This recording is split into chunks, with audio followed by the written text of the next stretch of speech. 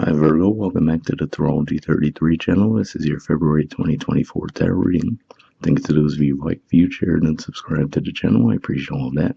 For those of you new to the channel, as far as what we have in front of us, the Celtic Cross spread as always, and also pulled the 4 agreements and wisdom of the oracle card for you guys. We're actually going to start the reading off by rolling those astrology dice we have in front of us to get an idea of where your focus should be as far as that goes. Alright, so we have Leo. And we're actually just about to have a full moon in Leo in a few days. Leo for you guys is your 12th house, and that points to spirituality, blind spots, mental health.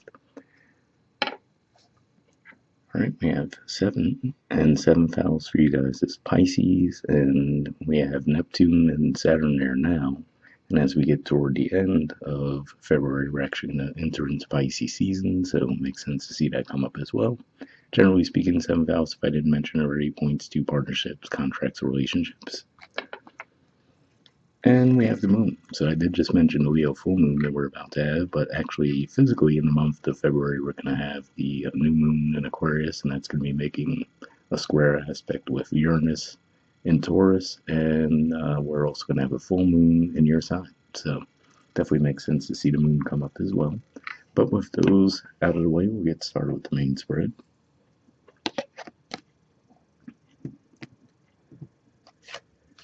Alright, and the main situation position, we have the 10 of Pentacles, Virgo energy, and challenging that, we have the 6 of Pentacles, Taurus energy. So, I see this playing out a couple different ways. Excuse me. One way could just be saying that maybe for some of you might feel like you're owed money in some way. And if that's the case, that's why the 6 of Pentacles would be the challenge there, right? Saying that, you could, let's say you're supposed to get a raise or promotion or something along those lines within your work environment. That could be the hold up there, that money hasn't come through yet. But for others of you, could just be saying that if you're already in a position of abundance, the challenge might be for you to consider giving back in some way this month, right? So maybe look into some charitable donations you can make, things along those lines. All right, and foundation position, we have the 8 of Pentacles, so more Virgo energy here. And yeah, to me, this says that you've been doing the work. So, excuse me, if this is around you potentially being owed money, that would explain why you feel that way, right? Because you're like, okay, I've been putting in the work. Where's the actual reward for it? And then for others of you, like I said, if you feel like you've already put in work and you're already in a position of abundance, like I said, it just looks like you might be being nudged this month to actually give back in some way. Alright, in the past position, we have the 7 of Cups. So this is a Scorpio energy here, which is your 3rd house communication. And that could be saying that maybe there, excuse me, maybe there's some confusion in the past around disagreement, right? So if there was, oh, we're going to give you guys a raise or a bonus in 2024, and maybe you're thinking in your mind, oh, well, that's going to be in January, but maybe from their perspective, they're thinking, oh, well, that'll be in March, which is our fiscal year or something like that, right? So it could just be one of those things where there was communication around the situation, but maybe there were some details missed at the time. And then for those of you who already feel like you're in a position of abundance, it could just be pointing to, that's why there's some stagnancy on your part where you're like, okay, how can I free up this blockage? And I feel like in that case, it's more pointing to you guys giving back in some way. Excuse me.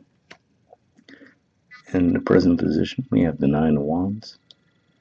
So yeah, this is actually Sagittarius energy here. So for some of you, it could just be saying at the root of it, maybe there was some kind of a self-worth issue. Excuse me. So let's say you, now you wouldn't necessarily think on the surface, right, that someone who is working a minimum wage job and someone who is a CEO of that same company, right, would have a similar self-worth issue, but it could totally be the case, right? So for the one person, it might feel like, oh, we might not deserve more, and then the other person might feel like, oh, I never have enough. So no matter which side of that coin you might fall on, I feel like this is saying that this month you might get some awareness around that situation. In the near future position, we have the 9 of Cups. So this is a good indicator that says to me that even if you do go through that period of self-doubt, it looks like you'll quickly be moving out of it this month and come to a realization of your self-worth and feel a lot more content and more confident in what you have to offer. And that can open the door for more opportunities to come your way.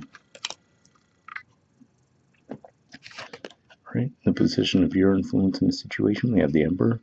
So yeah, to me, this is Aries energy for one, but to me, this represents you guys stepping into your power this month in some way.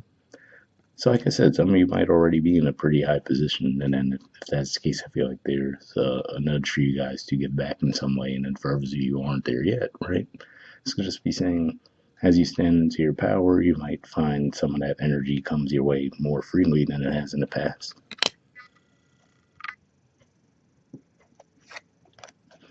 All right, in the environment position, we have the Star. So this is actually the major arcana card for Aquarius. And yeah, this could just be saying that the energies around you might just be supportive of you coming to that awareness, excuse me, around your self-worth, getting more in tune with that, and getting the course correction that you needed to see yourself more clearly. And given that this is Aquarius energy, 6th house energy for you guys, and there's going to be plenty of energy passing through there, astrologically speaking, in February, could just be saying that the timing is right.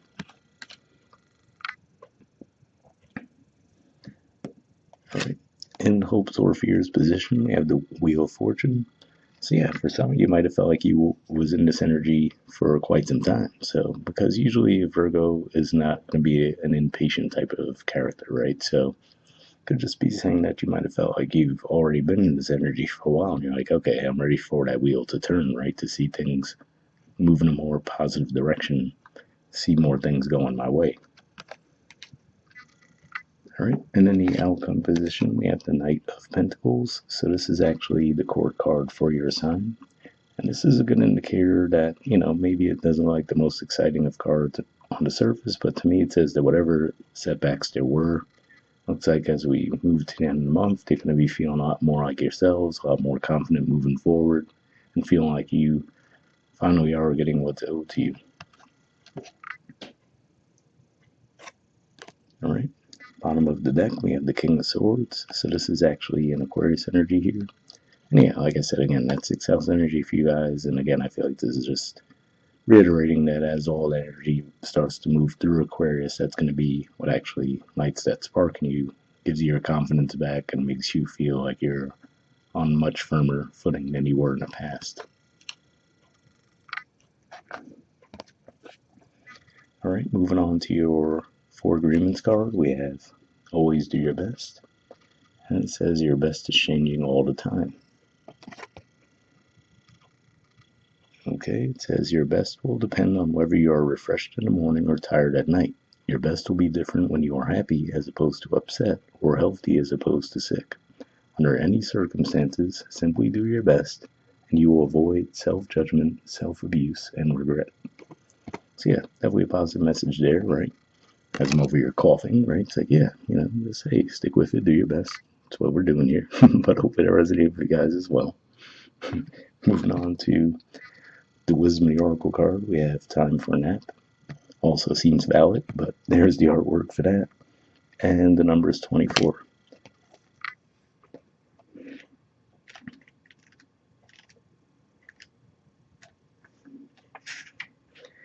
Okay, the essential meanings, it says rest, rejuvenation, and renewal, temporary non-action, allowing dreams to arise.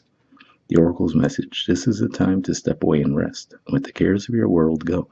Go into a state of non-action and allow yourself to be free of the shackles of your goals, your list, your desires. Nothing is as important as rest, detachment, and neutrality. The overly busy mind can block you from inner wisdom if you don't step back, take a seat, and rest. Be willing to let dreams surface and let ideas flow through you, absent any force or conscious direction, as you observe without engagement now. So yeah, definitely an important message there, especially if you guys were getting all up in your head around the situation, to see that shift to that 9 of Cups energy, which seems to just be a lot more conducive to things flowing in a positive manner. Hope that resonated with you. All right. The relationship message says, when it comes to matters of the heart, don't make any plans right now. If you're not partnered, it's good to take this time out to get to know yourself. If you're involved with someone, relax and just be with your partner. This is going to be an uneventful moment in time. Don't force anything now. Allow things to flow naturally, and a beautiful renewal will take place all by itself. Patience is the key to your heart's desire right now. Withdraw from action in your relationship and give it a rest so that your love and connection can become rejuvenated.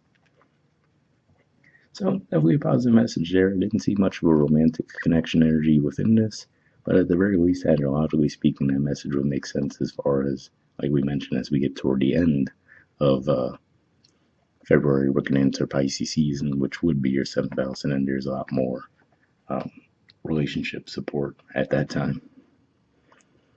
Okay, the prosperity message says this is a great time to take a break from your busy schedule and allow yourself the opportunity to step back. Your plans are meant to be put on ice. Your goals can wait. Dream, imagine, and let go of attachments to any outcome now. Meditate and take a holiday if you can. Things will speed up soon enough. After a break, you may want to make some changes. Epiphanies have an amazing way of arising when you take your focus off your to-do list and allow yourself to rest. So, definitely a positive message there as well. Hopefully that will resonate with you guys. We'll wrap up there and I'll see you all next month. All right, bye.